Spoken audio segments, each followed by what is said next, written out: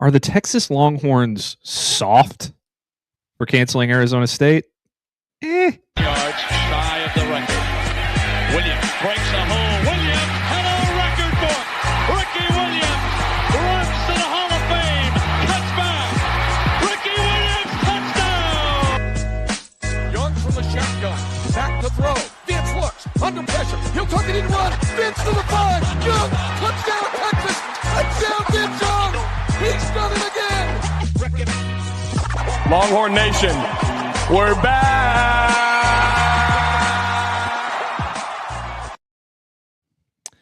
Welcome into another edition of the Texas Longhorns on SI podcast. I am your host, Matt Galatzan, joined by my co-host, Zach Dimmitt. And Zach, it's odd that this is getting so much pub and so much backlash.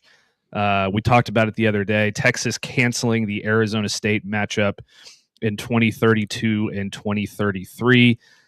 Not a big deal, in my opinion. I mean, it's a mid-tier opponent from the Power Four. The Big 12 is not the Big 10. The Big 12 is not the SEC.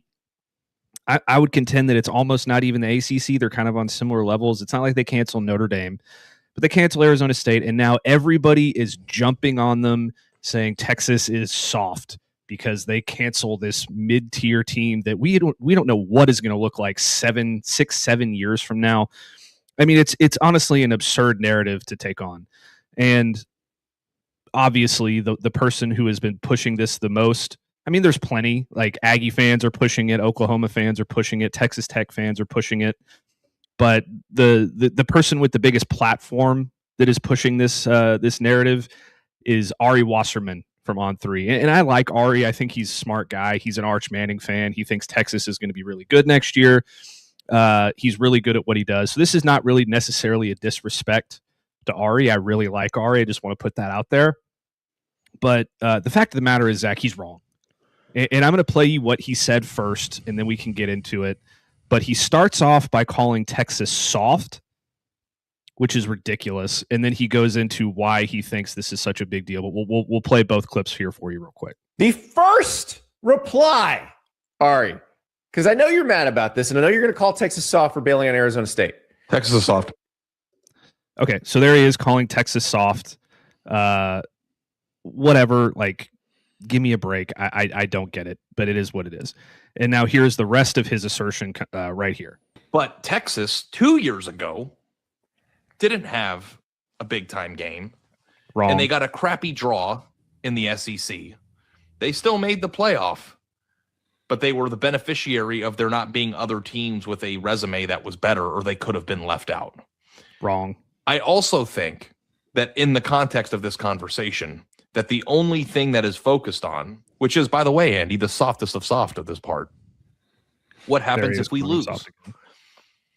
Why is all of the Texas fan base that believes this not considering what it does for you when you win? I don't know. Texas should consider what it does for them when they win. Remember when they beat Alabama in 2023? And we are only helpful. We're only a year removed from that was a non-conference game. Then, by the way, they were in the Big 12 still. Also, maybe one of the most iconic nights of Steve Sarkisian's entire tenure there. Oh, we shouldn't have played that. Like what our best memories. Yeah. Well, let's not play that. But I want to Texas fans, Alabama fans, Nebraska fans last year, Indiana fans, because we always bash your non-conference scheduling too, because it sucks. Texas Tech fans, your non-conference scheduling sucks. Indiana, your non-conference schedule sucks. People think that we're defending Indiana. We're not. It sucks. Okay, so lot to take in there, Zach, and I'll get to you in a second, I promise. But here's the thing. Not only is this entire narrative ridiculous in comparing Texas to Texas Tech and Indiana and really anybody you want to talk about in terms of non-conference scheduling outside of like Alabama, who's got a ton of, in Georgia, who have a ton of Power 4 non-conference scheduled all the way out for a long time. This argument just doesn't hold water. And I'll go through it real quick. Texas played, it starts in 2019 under Tom Herman. Texas plays 2019 LSU, the best college football team of all time in their non-con. 2020, they had that game scheduled. It got canceled because of COVID. 2021, I'll give it to you. They played Arkansas. Arkansas is not a world beater. They beat the crap out of Texas that year, by the way, 40-21 in Fayetteville. Then 2022, Texas plays Alabama, loses 20-19 at DKR in a very controversial ending. We both think that they should have won that game. 2023, they go to Tuscaloosa and play Alabama and dominate the Tide, win by 10 points. 2024, they play the defending national champion Michigan Wolverines and dominate them in Ann Arbor. Last year, they play Ohio State and they take it's 14-7. They had the ball with the chance to win the game at the end, and they couldn't get it done. Okay, that's fine. This upcoming season, they play Ohio State. The season after that, they play Michigan again. The 2 seasons after that, they played Notre Dame. Like, what are we even talking about here? Arizona State is not on the level of any of those programs, and it's not even close. Yeah, and let me make it clear. I like Andy and Ari as well. I think they're actually two of the best, voices in college football media, or at least two very underrated guys. Apart from like all the ESPN personalities and all that stuff, I like the product that they do.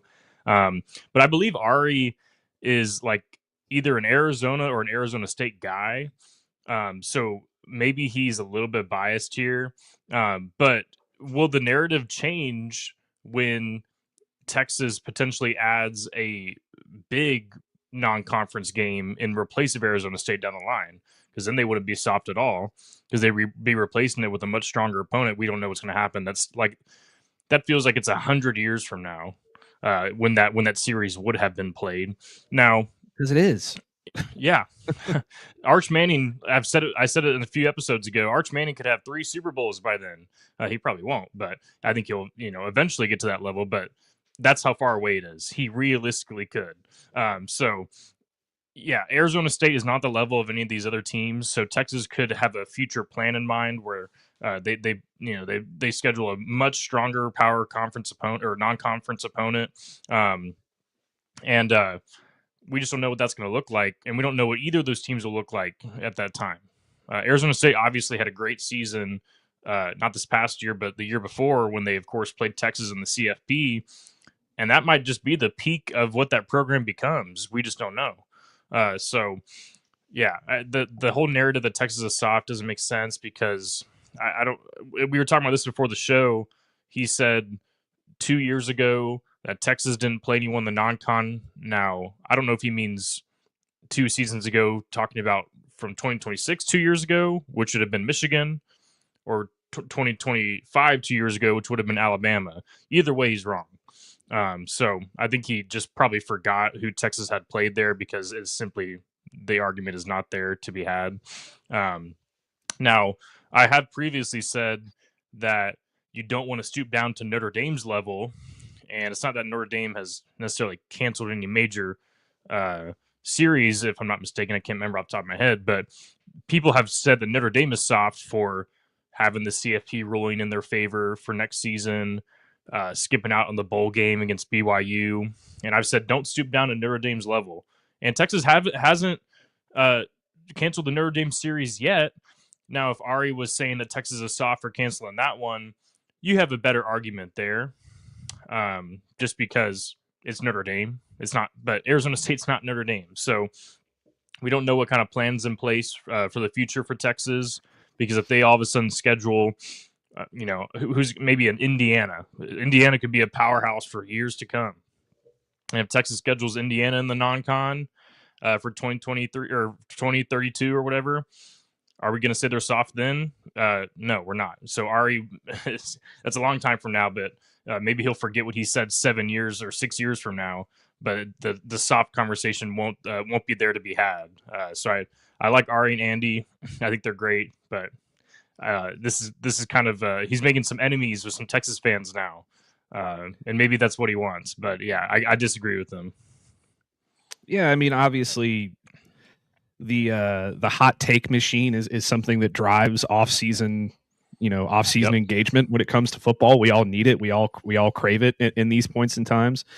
But it's just a ridiculous assertion. And based on what he said, kind of going back on it in my head, it sounds like he's talking about 2024 with Michigan, because then he goes on to say that they got a crappy SEC draw and all of these things. And like, that's not Texas's fault either.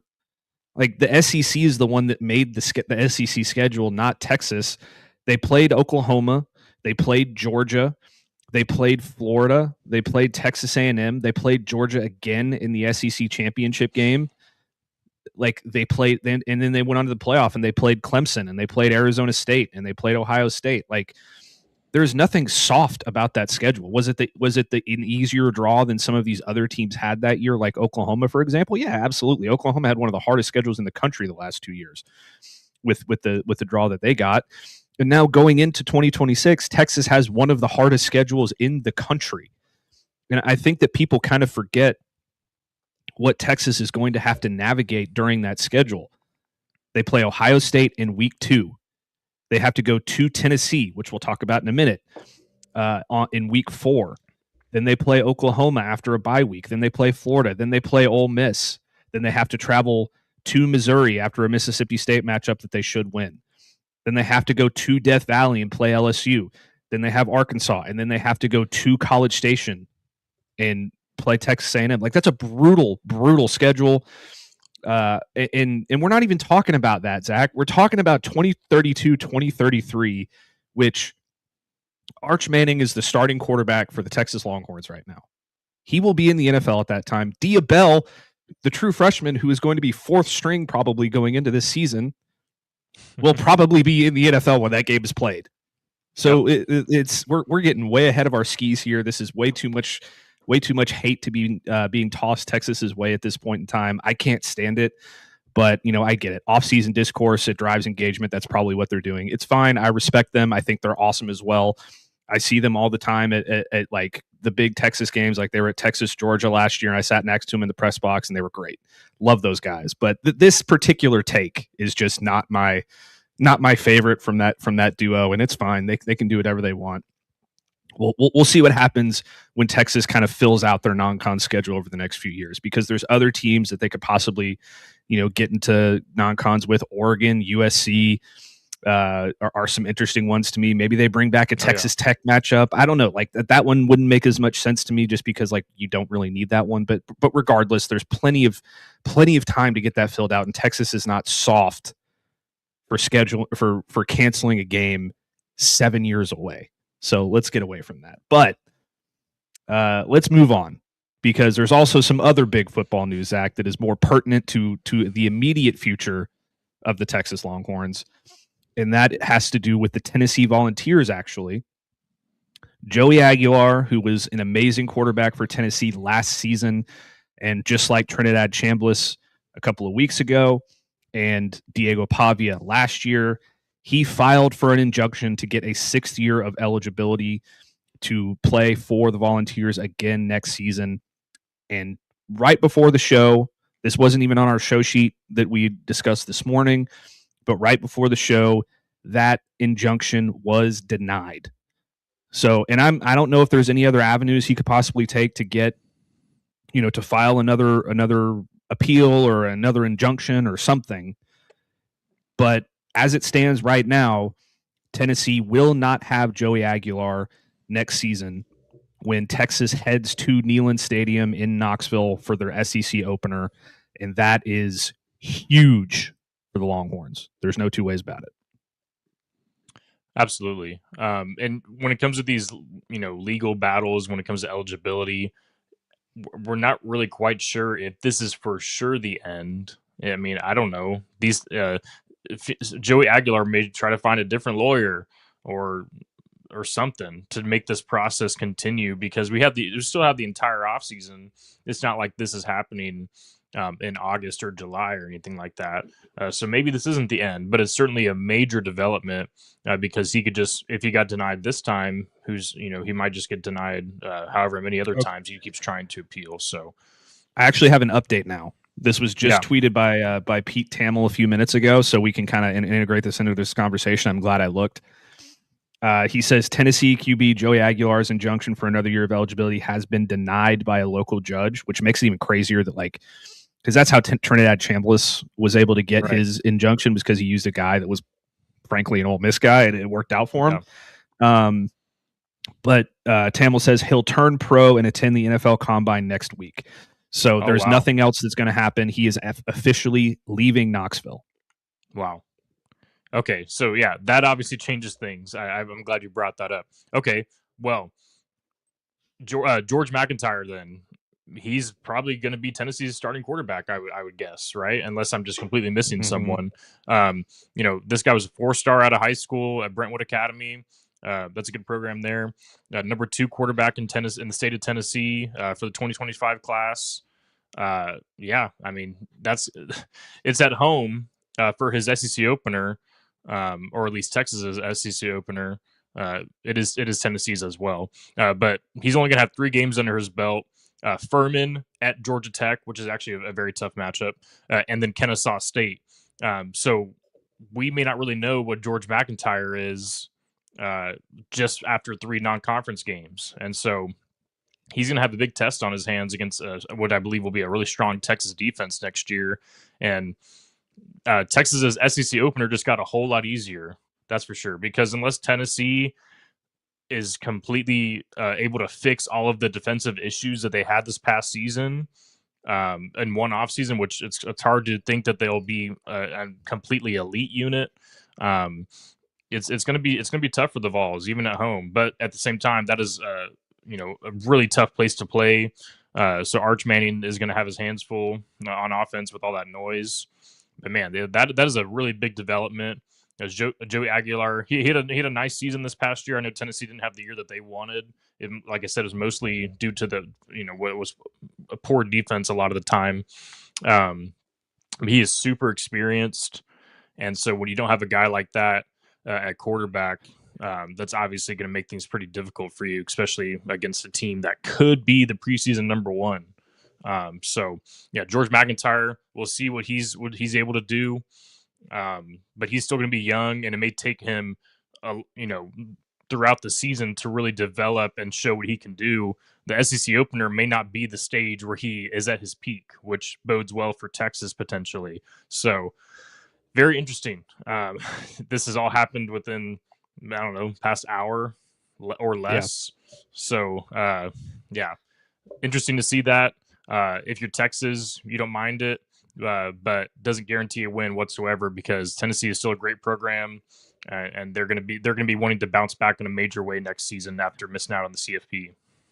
Yeah, and shout out to CB, our first live commenter. I knew I could count on you, CB, the best honorary producer in the history of Austin sports radio. Zach will get to know him well, and CB says Ari Wasserman is looking for clicks.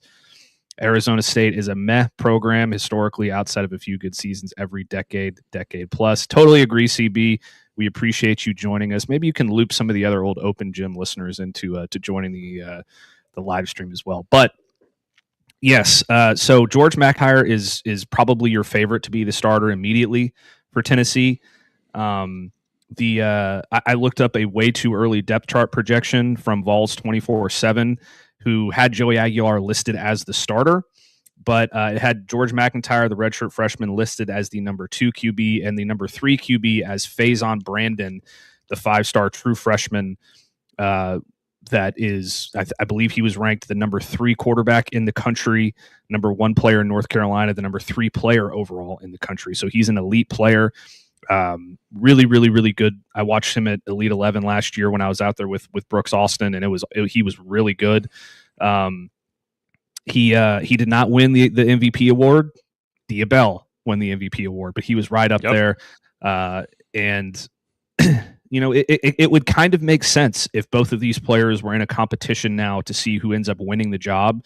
I don't think they're just going to hand it right over to George McIntyre. So. You kind of look at what they did in their high school careers. George McIntyre threw for over 8,000 yards, 61 touchdowns, 19 picks. Not as much of a dual threat, whereas Faison Brandon had 7,500 yards, 90 touchdowns through the air, 10 interceptions. He also had 24 rushing touchdowns, 1,500 yards rushing in his career at Grimsley in Greensboro, North Carolina. And according to Andrew Ivins, he's projected to be a first-round pick. He reminds them of Geno Smith, which is an interesting comp. He's an athletic quarterback with the arm and character to eventually be a catalyst for multiple college football playoff runs. Whereas George McIntyre does not have a comp from 24/7, but they list him as a high upside prospect with a franchise-worthy frame, college-level arm, and fluid pocket movements. So, and he's a little bit bigger. He's 6'6", roughly about 200 pounds. Faison Brandon is about 6'3.5", 6'4", and about 200 pounds. So a little bit taller, not as athletic for McIntyre. A little bit more athletic, a little beefier, and a little. I'd probably more NFL tools for Faison Brandon. Either way, it's going to be interesting because you're going to be playing an inexperienced quarterback in Knoxville, which, you know, when it comes down to these SEC matchups, Zach, and I think that both of us have kind of figured this out over the last few years. When it's close in terms of talent, typically the best thing to do when you're making a pick for a game is pick the best quarterback. Yep. And Texas is certainly going to have the advantage in that area. Yeah, for sure. And that was one of the games on the schedule that, if entering the season before all the Aguilar stuff, or entering the offseason at least, you know, you kind of looked at as a potential loss for Texas. I mean, if Aguilar would be playing, which he won't be, there would have been a real chance that Texas could be 2-2 heading into Red River, which is crazy to think. And then if, you know, we'll see what Oklahoma is able to do this upcoming season. I think that Texas will still have the advantage there, but it's a rivalry game. Never know what could happen. Is the worst case scenario is Texas is 2-3 heading into the home game against Florida on October 17th if Aguilar had been playing.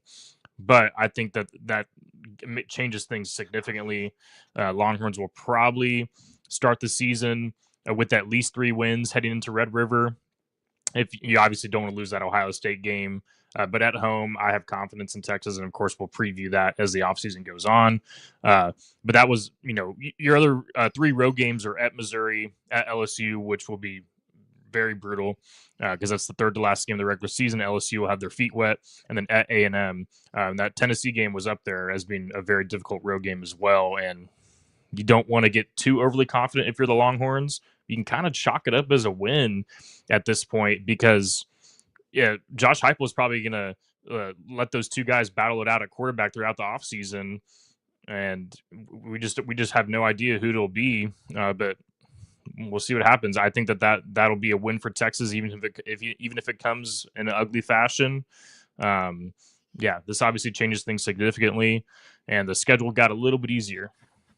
Yeah, and look, maybe George McIntyre ends up being Julian Sayin, or maybe he doesn't. And if Faison Brandon wins the job, maybe it takes him a little while to get going, a lot like it took Bryce Underwood at Michigan a long time to get going up there in the Big Ten. But regardless, this is just a massive development for Texas and their 2026 fate.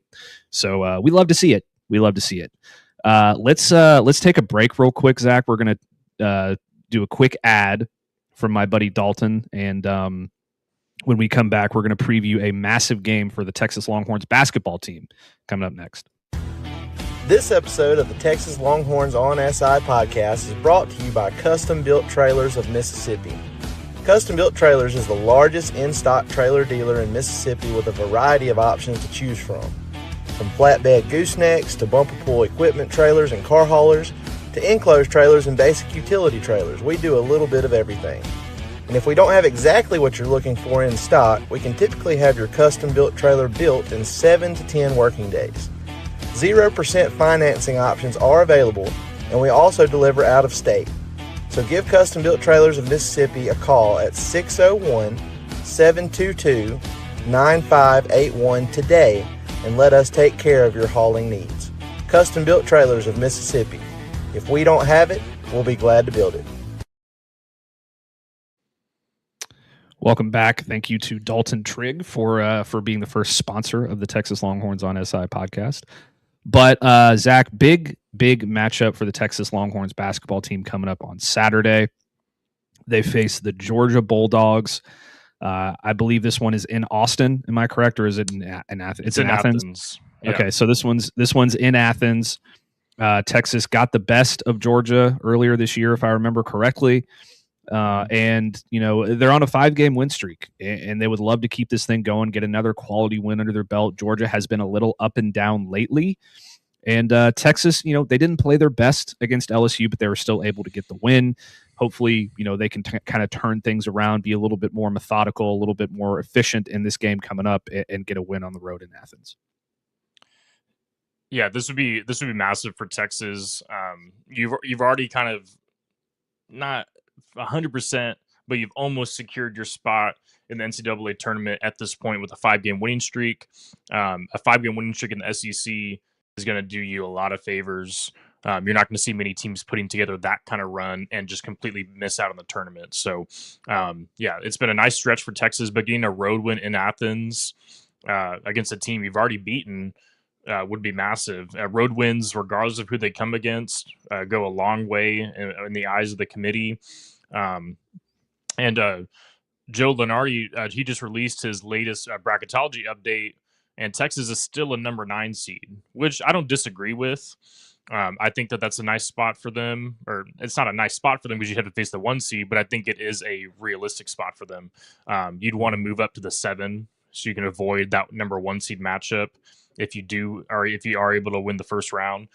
So a road win could potentially bump Texas up a seed line, even though it's coming against a Georgia team that's been a little bit inconsistent. But they did just beat Kentucky in Rupp Arena this past weekend. So will Texas win by 20 and score 57 in the second half like they did against Georgia earlier this season? Absolutely not. They will not win. They will not score 57 in the second half. They probably won't win by 20, but I think they can definitely get a win once again against Georgia. You just beat Missouri on the road if you're Texas, and so for some reason it feels like this team kind of plays well on the road. They were up by like 15 against Auburn. They were neck and neck with Kentucky at Rupp Arena. They handled Missouri in the second half on the road. The only really bad road loss for the Longhorns was against Tennessee, and that was kind of the game that got them into gear, because after that they beat Alabama on the road. They came back from 14 down against Oklahoma on the road. This team has actually had a good season on the road, even against UConn in the non-conference. They were neck and neck with the Huskies in Stores. Or I believe that game was in Hartford, and they only lost by 8. If UConn hadn't hit some 2 deep triples at the end of the game there, Texas had a chance to win that one. So this team has played well on the road. It's weird. Against LSU at home, they missed 11 free throws. Texas did, but against Missouri, they missed 1 free throw at the beginning of the game and 1 free throw at the end, and made like 21 in between that, 21 straight or something like that. So something about this team potentially being on the road, I have faith that they can do well. So at Georgia on Saturday at 2 p.m. or 2:30 p.m., it would be a quality win for sure, because it's coming in Athens. I know Georgia is not Cameron Indoor Stadium, it's not Allen Fieldhouse, but it'll be a raucous environment because everyone wants to put the horns down. Everyone wants to see Texas lose, so it'll be a loud environment, I'm sure. And Texas needs to win if they want to keep their hopes alive of moving up a seed line. Even if you lose a game on the road, it's not going to all of a sudden knock Texas out of contention or put them back in the bubble necessarily. If they had lost to LSU, that certainly would have done that. But a road loss against a team that's right there on the bubble and in the mix isn't going to hurt you too much, but it can do a lot by adding to your resume. So you really want this one if you're the Longhorns. Yeah, absolutely. This is a really big one. You get this one, you're almost guaranteed for sure to be in the tournament.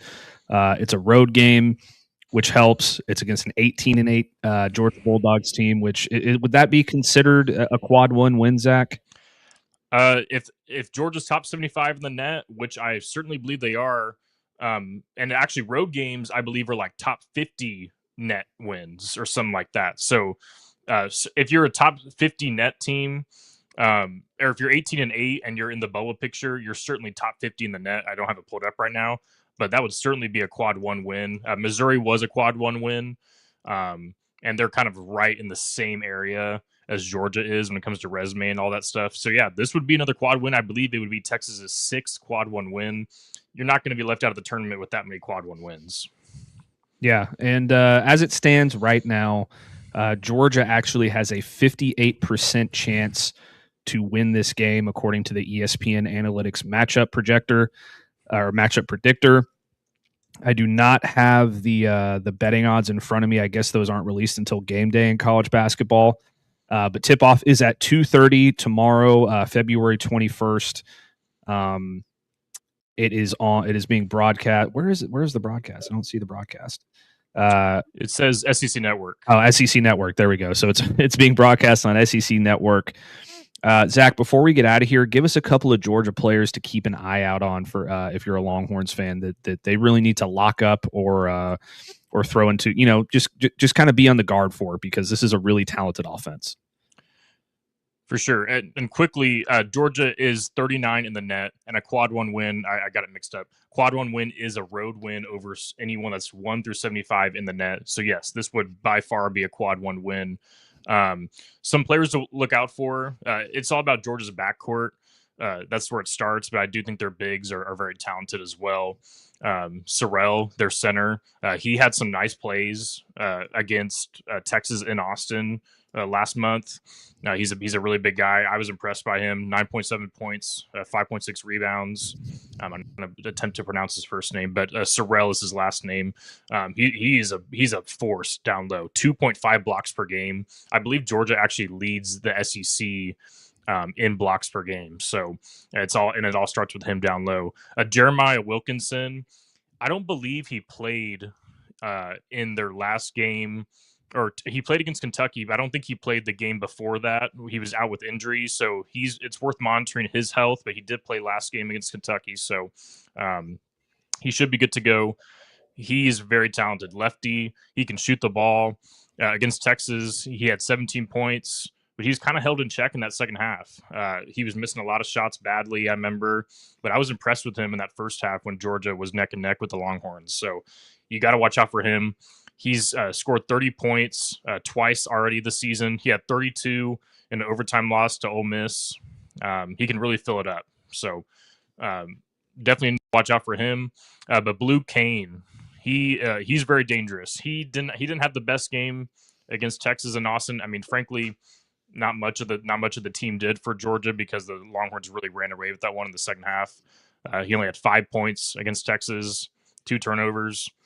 But he has 20 points. That game kind of allowed him to bounce back because he's had 20 points the past 2 games, and he's scored in double figures in 6 of the last 7 games since that loss. So Blue Kane, he's one to watch. He's very quick. He's very adept at making decisions with the ball. He can shoot. He can drive. He doesn't seem like he'd be a guy that can do all these things. He looks like he's still a freshman in high school when you look at him, but he's very talented, and so you got to watch out for him. It starts with the backcourt for Georgia, but I'm interested to see how the Bulldogs will be able to defend. I think that's where they're a little bit weaker, and this Texas offense, as we've seen, it may not seem like it when you watch them, but they're extremely efficient, number 5 in the country according to KenPom, and so I think the game will be won and lost. Depending on how Georgia is able to defend the Longhorns. But at the same time, Texas is very weak on defense as well. Number 100 on overall defense in KenPom. So this could be a high-scoring game. And that may favor the Longhorns, but it'll come down to free throw shooting, defense, rebounding. And I think Texas has the edge in 2 out of 3 of those categories at the least. So got to watch out for that. But yeah, those are the players that I'm going to be watching if I'm a Texas fan. Love it. So again, tip off 2:30 p.m. on SEC Network. The Bulldogs are favored according to the ESPN matchup predictor, but Texas is 1-0 against Georgia this year. We'll see if they can pull out the brooms and get a sweep and get their 6th win in a row. I don't know when the last time Texas had 6 wins in conference play in a row was. We'll have to do some research and go back and see that, but it's probably been a long time because I know they hadn't had 5 in a while. So that'll be something interesting to watch. But thank you so much for tuning into this edition of the Texas Longhorns on SI podcast. Please make sure to like, subscribe, and rate our podcast and comment below to let us know your thoughts. It really helps us out in the algorithm on YouTube and social and all those different things. But most importantly, be sure to tell somebody you love them, and we will see you next.